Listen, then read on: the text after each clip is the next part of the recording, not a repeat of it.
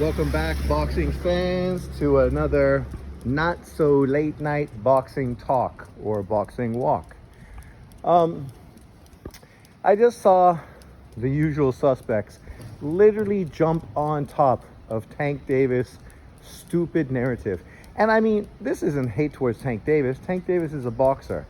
I mean, he's not a guy that you look for intellectual takes or good takes regarding the sport of boxing.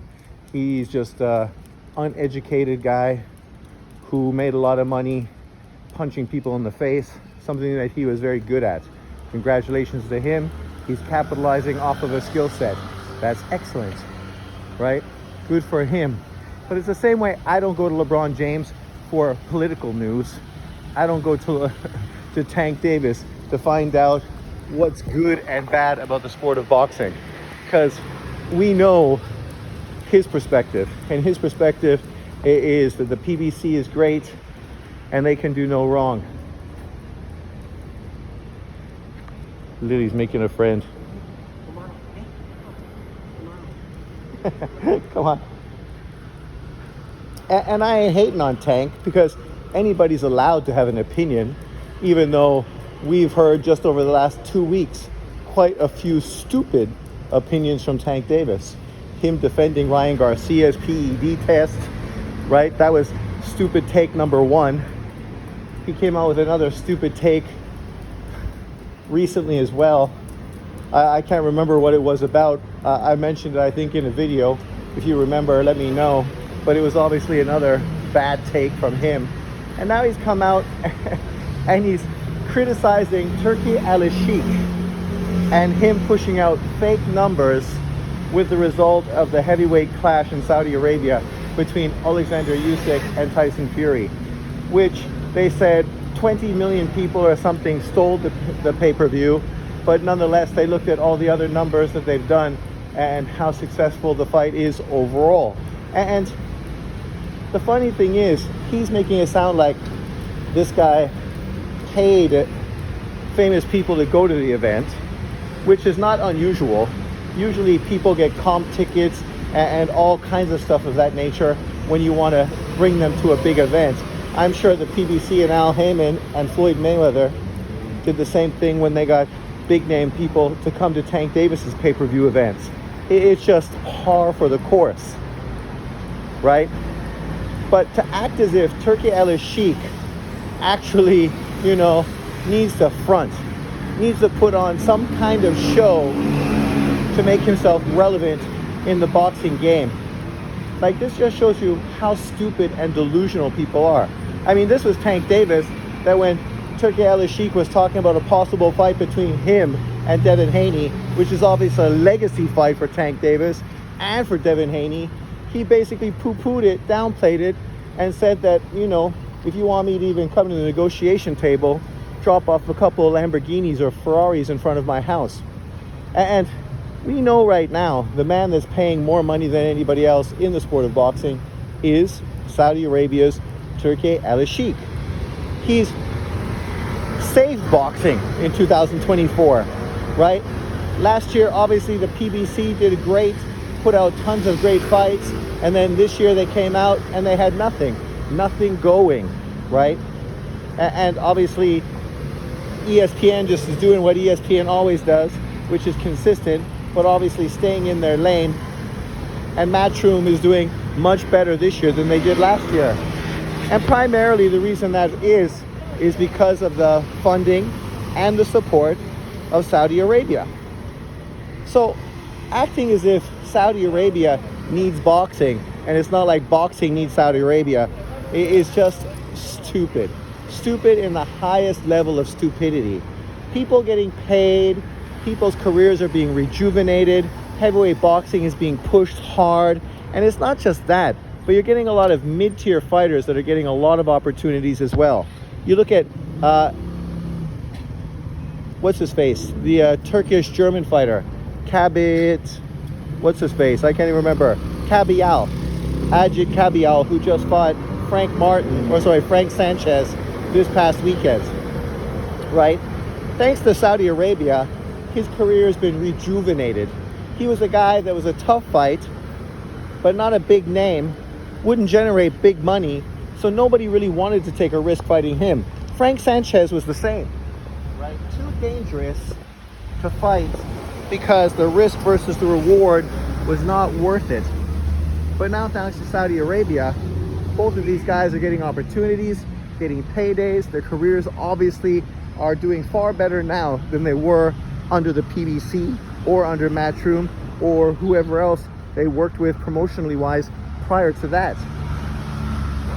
But for Tank Davis to come out and act as if this guy who, you know, socializes with billionaires, literally they just had a picture of him during the big Saudi Arabian event with the owner of DAZN, who is a billionaire, a Russian oligarch, right? This is the kind of people he rolls with. This guy is tight with the king of Saudi Arabia, a billionaire, you know, multi-billionaire. Possibly his family are trillionaire status. That's how much money these guys have. Money is not a thing with these people. The issues they have are far different than the issues that a millionaire guy like Tank Davis has compared to what people like you and I have. Like, it's not even comparable. Tank Davis is making good money. His life is very good, but you know, he is not on the level of these people.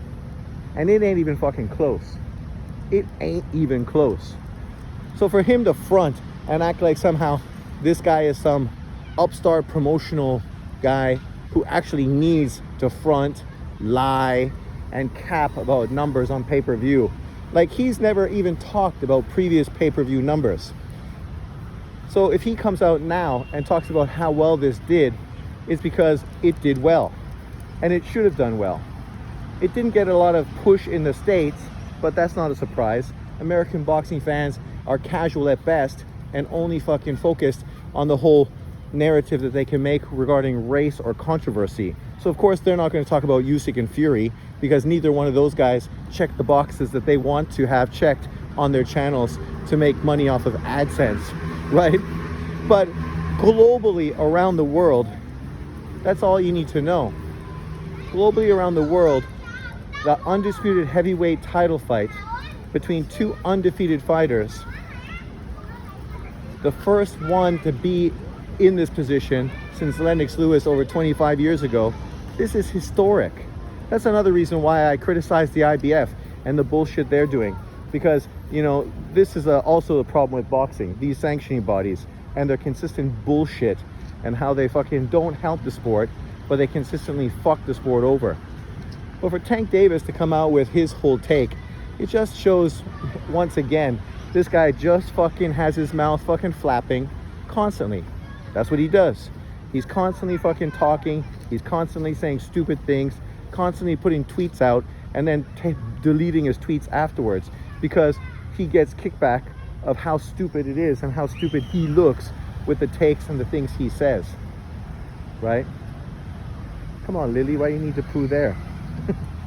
Lily, good job. Just give me a second. Lily, you have no class. But let's get back to the topic at hand. You know, as I said, I mean, we don't come to Tank Davis for intellectual takes. And this is just another example of that. I'm not a guy capping for Turki Al-Sheikh, even though it'd be nice if he threw some cash towards my channel. You know,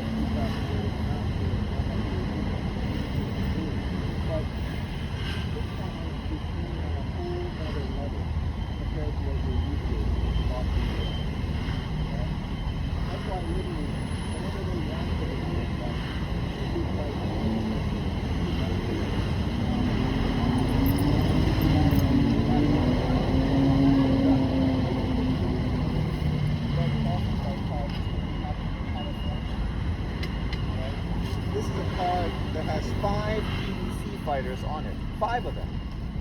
And we've heard that specifically, and people that are pro-PBC were talking about how the PBC is also working with Turki Al-Sheikh in Saudi Arabia, and how this is a great thing for the sport.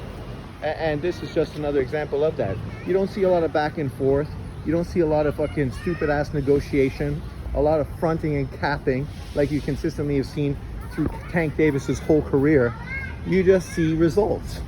That's it. That's what you get. Results. People want it undisputed. No one could deliver it. Turki Al Sheikh walked up, said, let's do it. And it's done. People talk about what's Bud Crawford going to do next. He's being blackballed again by the PBC. So what does Turki Al Sheikh said? He said, oh no, we're going to push you forward because we can't wait to see you against Canelo Alvarez in a super fight in the US, right? Because that's where the fight's going to happen. And he's already talked about that. He wants a huge stadium fight in the States with Bud Crawford versus Canelo Alvarez headlining the card. And when he says it, people don't question it, because we know if that's what he wants, chances are that's probably what we're going to get. Whether you think the fight's a great fight, a fight that should happen or not, you can understand that this dude is playing on a whole nother level of fantasy fucking boxing. He's literally playing fantasy boxing, but yet he's got the money to do it in real. You know, when he talked about Bivol fighting Jay Opataya, of course Americans wouldn't understand the significance of that because they don't even know who Jay Opataya is. But people were like, what? That shit's crazy. You're gonna have this light heavyweight dude who's not a big puncher go up to cruiserweight to take on the best cruiserweight in boxing, in Jay Opataya? That shit's deadly, super dangerous. I mean, just think about the weight jump from light heavyweight to cruiserweight. That's a 25-pound weight jump right there. And you know, when we talk about Bivol, he ain't a big guy. He's a guy that talked about how he could easily come down and fight Canelo at 168, right? But when he says it, we know the shit's real. We know that if he has his mind set on making something happen, there's a fucking very good chance that shit's gonna happen. He wanted Hearn and Warren to work together. Guess what? They work together. And they're working together consistently now, thanks to him, right? You wanted to have fights happen. Who do you look towards? You look towards fucking Turki Al Sheikh. We were talking about getting the light heavyweight matchup for years, and nobody wanted to pay for it because they understood that two Russian world champions wouldn't really sell in the US. You couldn't really sell it on pay-per-view to generate the money they both deserve. You couldn't really do it in the UK because, well, the UK are more hardcore than obviously the Americans are. Still, there's no British fighter involved in it. So the chances of it being successful in the UK were probably limited as well. So what happened? Turki Al Sheikh went, what? Come on. Of course that fight's going to happen. Boom. Fight was scheduled. Fight was supposed to happen. Unfortunately, injury got in the way, and now we have to wait till October or November. Apparently, that is the new potential date for that fight. Let's hope it gets done because it's a fight that's long overdue. But this is the guy Tank Davis is criticizing, and how a guy like Knockout Boxing is coming out and actually rolling with the bullshit that Tank Davis says. And this is the same dude who did the same thing for Errol Spence. Errol Spence, the drunk motherfucker who almost killed himself in a car crash, right? The guy that told us from day one he's going to fight this dude, this dude, this dude, but not Bud Crawford. But we're going to act like Crawford's the one that held that shit up, even though Errol Spence told on himself years ago. And we saw the way the PBC rolled all the way at 140 right to 154 now, and how they have no interest in giving Crawford the big fights. You can give Spence tons of credit for actually making the fight, and we did, right? Because you know fucking Al Heyman, the PBC, didn't want to get that shit done. Only thanks to Spence and Crawford really wanting the fight did it actually get made. But yet only one guy really got credit for it from a guy like Knockout Boxing, and that was Errol Spence. Because Crawford walked away from negotiation to fight a nobody to stay busy prior to that. Well, why wouldn't he? He don't need to take what he doesn't need to take to make a fight that he's been waiting 5 years for. You might as well make sure you're being treated fucking upright and fairly. And that's what he did. And he still got the fight. He still made the $10 million fucking payday on a stay busy fight. And then he fucking destroyed Spence, basically sending his ass into retirement and having the PBC continue to want to fucking blackball him and push him out of the sport. But you can't do that when Saudi Arabia, Turkey Al-Sheikh, is behind you and got your back. Whether you think Crawford's going to beat Canelo Alvarez or you think Canelo is just too big and he's going to win, it's irrelevant. The truth is, it's a huge fight for both of them. A huge money fight, a fight that will do huge numbers in the States, and, you know, it will fucking push the whole Spence talk right to the back burner. And the irony is, when Spence was being talked about as a potential opponent for Canelo, these dudes were loving it. But now that he's not involved and it's Crawford, now people want to downplay it, dismiss it, and, you know, act like it shouldn't happen and that, you know, Crawford doesn't deserve it, you know, that it's a cherry pick for Canelo. I mean, it is what it is. In boxing, whenever you had fights of this magnitude, they happened. And that's why this fight is happening, because it's big and they got the money man behind it to make it happen, to pay these guys the money that they want. Canelo was asking for $200 million to fight David Benavidez. Maybe he won't get $200 million to fight Bud Crawford, but he's gonna fucking probably make 150, right? And the last person to make that much money in a pay-per-view fight was Floyd Mayweather. And look at how people fawned and praised and kissed Floyd's ass when he was putting up numbers like that. Let's see if they put up the same kind of fucking ass-kissing fucking when Canelo does it. They probably won't, because the only reason these dudes really did that was all because they wanted to push a racial narrative, racial superiority, right? And that's why these guys don't really care about the sport of boxing, because unless they can use it to push these kind of narratives, they ain't interested. People are gonna act like I'm hating on Tank Davis. I ain't hating on Tank Davis. I'm excited to see Tank Davis continue to fight, and hopefully one day he will fucking take the bag from Saudi Arabia to make a fight that we actually want to see him in, right? But if he's too stupid and fucking too stubborn and continues to fucking push this negativity towards Saudi Arabian money, oh well, everybody else will get paid, but not him. So be it. It is what it is, right? He will only have himself to blame and nobody else. And at the end of the day, people will just point to him like they did Deontay Wilder and talk about how he made stupid business moves, right? And we still got to ask the question right now, where's Al Heyman? Where's Al Heyman? Where's Al Heyman? Apparently this dude's not been seen for over a year, and dudes ain't getting paid.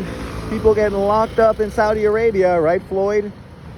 And fucking Tank Davis, oh, that was it. Tank Davis capping on Floyd Mayweather and his whole jail time, right? Like the drama between those two guys, it's also ridiculous. Anything to try to front to sell a fight that really just isn't that interesting. I saw people literally acting like the Tank Davis pay-per-view fight, and that card is the best fight card of the year. Literally. Yet, you tell me which fight is a 50-50 fight on that fight card. Tank Davis versus Frank Martin, that ain't 50-50. I mean, I guess anything could happen. We could be surprised. But the truth of the matter is, Frank Martin still hasn't fought a top 10 fighter. This is the first guy he fought that's a legitimate world champion. David Benavidez is facing a fucking retired dude who the last time he was in with a legitimate fighter fucking got retired. So I don't know what they expect Vostik to do. Some people actually acting as if Vostik is going to beat David Benavidez. To fucking delusional. And then on the other card, you got who? Two fights that aren't bad. Gary Antoine Russell taking a fight he should have took a year ago for a WBA world title, now taking it to be like number 3 or number 4 on a pay-per-view card for probably less money than he was offered before. Right? We know how the PBC's treated his family. Shit. They have not been kind to the Russell brothers. But the Russell brothers continue to fucking attach themselves to the PBC, so they only got themselves to blame for their inactivity. And then who else? Who's the other fight? I can't even fucking think of it. Oh, sorry, Carlos Adames. The guy people were hating on when people were talking about how he should be elevated to the WBC title. Now he's the WBC champion, as he should have been. This is not hate towards Charlo, but if you ain't fighting, why are you keeping a title? I said David Benavidez, sorry, better BF, if he's going to be out too long, he should be put in recess. The same way I said about Charlo. It just keeps boxing moving. It's not no hate towards the champion. They're still going to be right there at the front of the line when the opportunity comes and they want to fucking capitalize on it. He's going to be fighting Terrell Guasha, a 154-pound fighter, coming up for his first fight at middleweight. I mean, this is a guy that got beat by Tim Tszyu 3 years ago, right? And obviously he performed good early on in that fight, but there's a limit to him. He's a quality fighter, but he ain't an upsetter. No one's going to expect him to beat Carlos Adames, just like no one expects fucking Puella to beat fucking Gary Russell. Just like nobody expects Vosdick to beat David Benavidez. Just like nobody expects Frank Martin to beat Tank Davis. So then how great is this card, factually, when literally not one of the top fights you expect the guys to lose, right? And I ain't hating on the card. Overall, it's a quality card. I would have no problem spending money to watch it. Hopefully, I get the opportunity to watch it. As I say, just because you're in the PBC don't mean you're global, because outside of fucking the US, it doesn't mean anyone can actually watch you fight. If you want people to watch you globally, you better move your ass to the zone. And that way, everybody can watch you from all around the world. But stubborn ass motherfuckers, they don't want to listen to that because, you know, they're too deluded. And that they somehow, because the PBC is American and run by Al Hager, who's black, they somehow, they gotta be the strongest. They gotta be the most powerful promotional company in boxing. They gotta, of course. It's gotta be that way. It couldn't be no other way. And if it isn't, it's because of racism. Because obviously that's what's holding Al Heyman and the BBC back. Right? It gotta be that. It gotta be that, for sure. But I'm going to go do some work. A man's gotta work, you know how it is. So I'll feed my dog, and I'm taking off to Family Mart, which is basically a Taiwanese version of 7-Eleven, to do some office work. I'll talk to you guys later. Enjoy your night.